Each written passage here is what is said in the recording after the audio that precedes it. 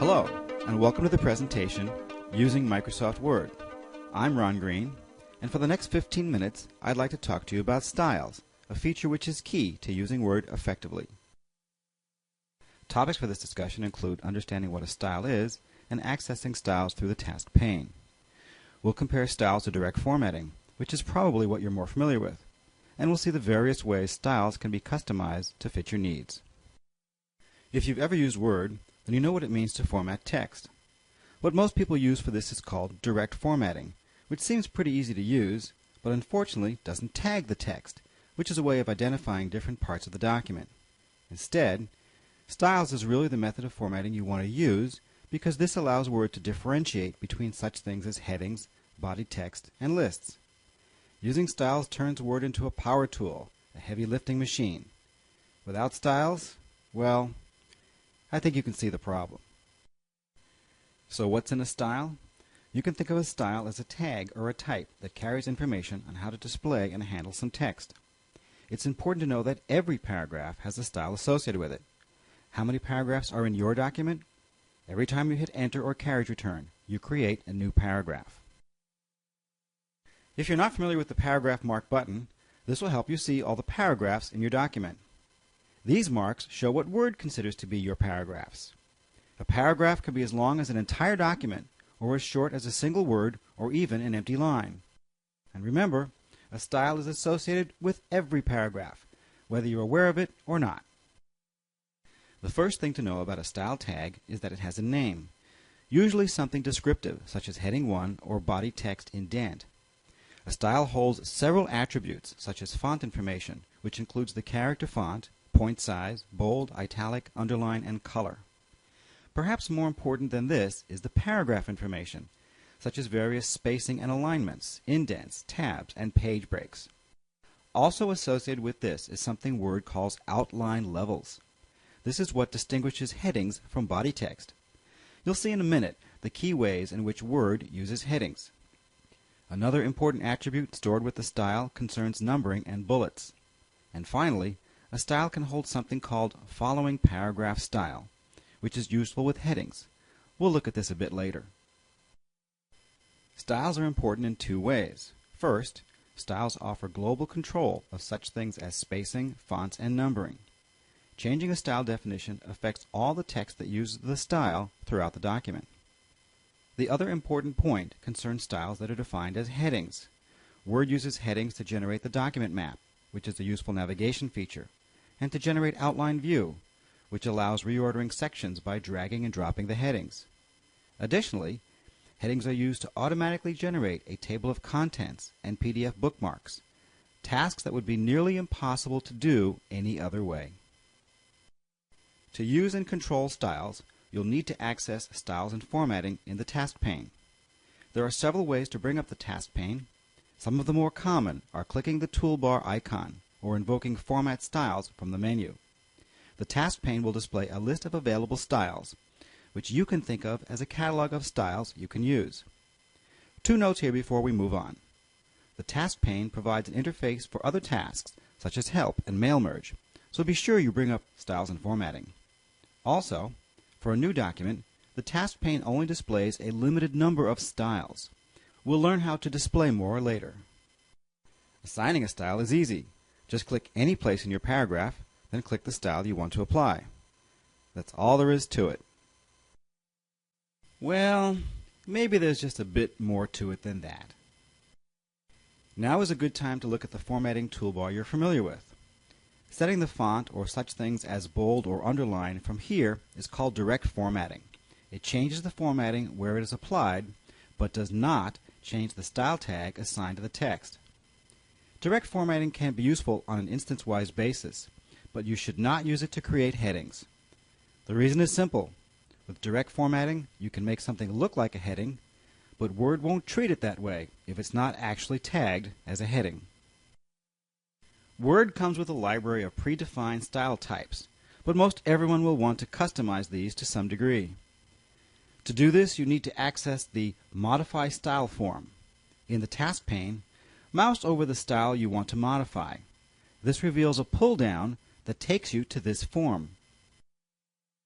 There are a lot of fields associated with this form, but first you should notice the group in the center that provides some quick formatting controls. Here you can set the font, point size, left or right justification, line spacing, and other attributes. You should note that if you make a change and OK the form, it will immediately affect all instances of the style across the entire document. More detailed formatting controls are available in additional forms, which are accessed through the Format pull-down at the bottom. We'll skip past fonts, which is fairly intuitive, and jump to the paragraph form, which in many ways is more interesting. This is where you set line spacing, which includes spacing between lines within a paragraph, as well as the spacing between paragraphs themselves. To give finer control, there are individual settings for the space before or after a paragraph. If you've ever wondered how to open up space between paragraphs without inserting empty lines, this is the place to do that. Notice at the top of this form the tab for line and page breaks. Paragraphs can be marked Keep with Next, which is useful with headings, preventing them from being stranded alone at the bottom of a page. Another useful attribute for headings is Page Break Before, which forces them to begin at the top of a new page. This can be useful with chapter or section headings. Next, we'll look at indents and tabs, which are ways of achieving uniform alignment consistently and automatically. By the way, there's a great shortcut for setting these that uses the document ruler and a feature called Update to Match Selection, which we'll take a look at in a minute. To understand how indents work, take a look at the document ruler. The marker on the left-hand side is split into two pieces. The top piece is the first indent marker, which controls the indent of the first line of the paragraph. The bottom piece is the hanging indent marker, which controls the indent of the remaining portion of the paragraph. The effect of the indent marker is shown in these examples. Another useful feature is tabs. Here too, the document ruler is the best place to look to understand how tabs work. If there are no tabs set for a given paragraph style, it will start off with default tabs set at half-inch intervals.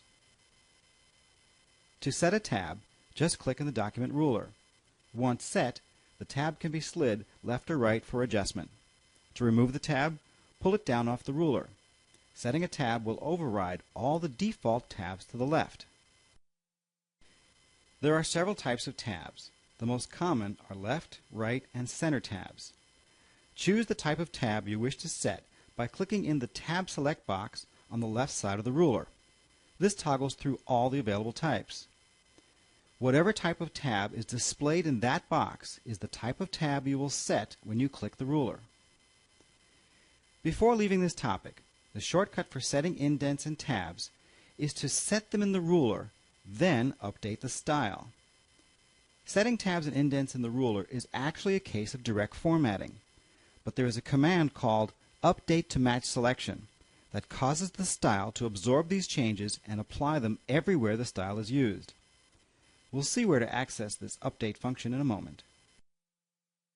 We'll now take a look at numbering, which is one area that seems to give people a lot of trouble. In Word, there are two forms of numbering, plain numbering and outline numbering. Outline numbering is typically used with headings to create a hierarchical numbering scheme, for example, section 1.1, 1.2, 1.3, etc. To set this up in the document, Word provides something called a list gallery, which is a series of pre-configured counting indexes. To implement the numbering scheme I just mentioned, select the gallery shown here. This will apply hierarchical numbering across all the heading styles listed in the task panel. There are a few caveats. Once you pick a gallery, you have to stay with it or you will break the numbering scheme. Also, if you want to change the indenting for outline numbering, you must access this through the Customize feature. The ruler shortcut I just mentioned doesn't work in this case. It's one of Word's little idiosyncrasies. Plain numbering can be found in the galleries as well, but there is already a collection of styles called list number that can be easily modified. The counting index can be digits, letters, or Roman numerals. It's quite common for a document to contain a collection of numbered lists, so you may find yourself using one of these styles repeatedly. When that happens, you'll notice that Word just keeps incrementing the counting index. The example shown here illustrates how to use the Restart Numbering feature so that each list begins with the number 1. Creating a new style requires filling out a form that is identical to the one for modifying styles. Give your style a unique and descriptive name and fill in all the information that describes your style. One thing you'll definitely want to do is control what styles are visible in the task pane. Word has a very large library of predefined styles, but not all are visible when starting a new document. At the bottom, you will find something called the Show box. Selecting all styles makes everything visible in the task pane. Showing all styles can make the list a bit cluttered, however. From the Show box, select Custom, which brings up a form allowing you to specify explicitly what is visible in the task pane. This makes the list more readable and easier to use. There are a number of very cool commands and options you might wish to use. For example, Select All instances of a style is very useful if you need to reassign that text to another style. As mentioned earlier, Update to Match Selection is a quick way to modify a style. Select some text that uses the style, make changes with direct formatting, and then invoke Update to Match Selection. This is particularly useful with tabs and indents, although it doesn't work with styles that are numbered. There appears to be a bug that causes this feature to interact with the Restart Numbering feature. Style for following paragraph tells Word to automatically switch to this other style after you hit carriage return. This is particularly useful with headings. For example, you can type your heading, hit return, and instantly shift into body text without doing anything. Automatic Update is basically an automatic version of Update to Match Selection. This can be cool, but if it's turned on and you aren't aware of it, it can make unexpected changes pop up all over your document. Before we leave this lesson, we should review some bad practices that are very common with Word, as well as a few styles you might wish to make. At this point, you should realize that heavy reliance on direct formatting is a very bad practice. Direct formatting is useful, even necessary, for highlighting words or phrases. But using direct formatting to create headings can be a disaster. You will literally throw away all the power and automatic features that Word provides. Using spaces to achieve alignment is extremely tedious and produces very uneven results, especially with proportional fonts such as Arial or Times Roman. And the spacing is affected by font and point size, so if you have to change these, your alignment will be ruined, requiring every line to be fixed by hand. Instead, you should use tabs, which are unaffected by either font or point size, and can be adjusted across the entire document in a matter of seconds. Using new lines to control space between paragraphs is another practice that should be avoided. It can produce unattractive results across page breaks, and all adjustments must be done by hand, because there is no global control. There is perhaps one exception to this, which I'll explain next.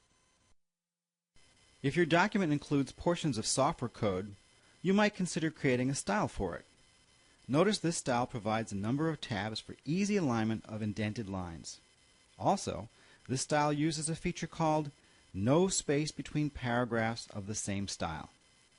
This allows for lines of code to be nice and tight, and only introduces space between the code and other style types. However, if you want some empty lines to appear in the code itself, you'll have to insert those manually. Another useful style is for displaying lists of terms or parameters. This uses a large hanging indent to set the terms off to the side where they're easy to scan, and keeps the descriptions close by and neatly presented. That brings us to the end of this presentation.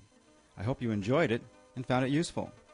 Best of luck with all your Microsoft Word projects, and until next time, I wish you good fortune and good cheer.